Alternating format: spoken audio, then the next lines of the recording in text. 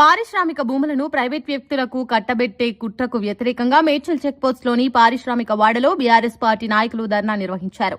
కాంగ్రెస్ ప్రభుత్వానికి వ్యతిరేకంగా నినాదాలు చేస్తూ మేడ్చల్ చెక్పోస్ట్లోని జాతీయ రహదారి నుండి ఇండస్ట్రియల్ వరకు ర్యాలీ నిర్వహించారు. ఈ ధర్నాలో మాజీ కార్మిక శాఖ మంత్రి, మేడ్చల్ ఎమ్మెల్యే చామకూర మల్లారెడ్డి, మేడ్చల్ జిల్లా బీఆర్ఎస్ పార్టీ అధ్యక్షులు MLC Shambipur Raju, Malkajgiri parliament BRS party parliament అభ్యర్థి రాగిడి లక్ష్మారెడ్డిలు పాల్గొని పారిశ్రామిక భూములను ప్రైవేట్ వ్యక్తులకు కట్టబట్టే కుట్రను వ్యతిరేకించారు.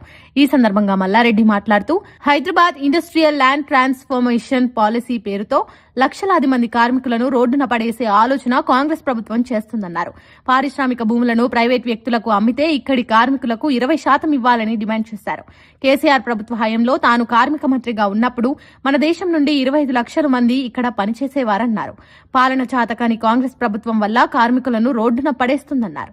ఈ కార్యక్రమంలో DCMS vice chairman Madhukar Reddy, Medchal జిల్లా గ్రంథాలయ మాజీ చైర్మన్ భాస్కర్ యాదవ్, మేడ్చల్ మండల బీఆర్ఎస్ పార్టీ అధ్యక్షులు దయానంద్ యాదవ్, ప్రధాన కార్యదర్శి Sudarshan, Dabilpur society chairman Suresh Reddy, BRS party నాయకులు జహంగీర్, మెట్టు శ్రీకాంత్ రెడ్డి, మద్దు శ్రీనివాస్ రెడ్డి, రాజమల్లారెడ్డి, విష్ణుచారి, వంగ వెంకటరెడ్డి, చాంద్ పాషా, మాజీ సర్పంచ్లు, మాజీ ఎంపీటీసీలు, మాజీ కౌన్సిలర్లు తదితరులు పాల్గొన్నారు.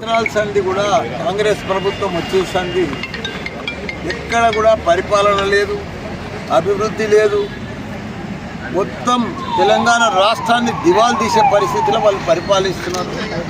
వాళ్ళకి ఎవరికి కూడా అవగాహన కూడా లేదు. వాళ్ళు సడన్గా ప్రభుత్వం వచ్చేసింది, వాళ్ళకి పరిపాలన కూడా చేతనైతలేదు. ఇప్పుడు ఇంటి పాలసీ తీసుకొచ్చారు, ఇండస్ట్రియల్ భూములన్నీ అమ్మే పాలసీ తీసుకొచ్చారు. ఇండస్ట్రీ అంటే రింగ్ రోడ్ లోపల ఉన్నాయి, మొదటి సంది ఉన్నాయి, అప్పుడు బయట ఉండే అవుట్స్కట్లో ఉండే, అప్పుడు ఇండస్ట్రీ పెట్టి తప్పు లేదు.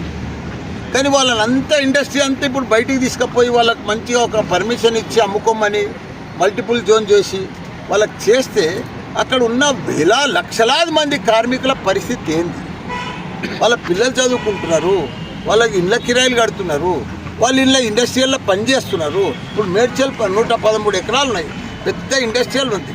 కొన్ని 30, 40, 50 ఏళ్ల సందర్భంలో పనిచేస్తున్నారు కార్మికులంతా కూడా. ఇక్కడనే ఇల్లు తీసుకొని కిరాయికుంటున్నారు, వాళ్ళ పిల్లలకు స్కూల్ ఫీజులు కట్టుకుంటే బతుకుతున్నారు. వాళ్ళ బతికేం కావాలి? ఈ ఇండస్ట్రీ ఆయన పోయేటాడు, ఇక్కడ మంచిగా ₹1,00,000 గజం వస్తుంది, బయట పోయి కొట్టాడు. కానీ వాళ్ళ పరిస్థితి ఏంది? వాళ్ళ పరిస్థితి కావాలంటే మీరు కూడా ఒక పాలసీ చేయండి.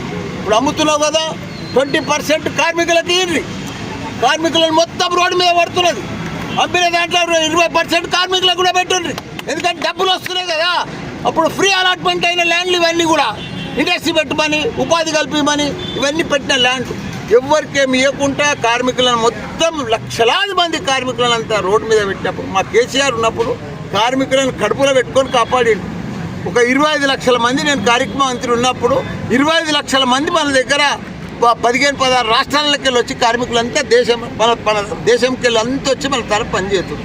ఇప్పుడు ఉన్న కార్మికులను, మన తెలంగాణ కార్మికులను ఏళ్ళ సంది జ్యేష్ఠులంతా రోడ్డు మీద పడేసి, ఒక్కటి కాదు రోడ్డు మీద పడేసి కార్మికులు రోడ్డు పడ్డారు, వ్యాపారస్తులు రోడ్డు మీద పడ్డారు.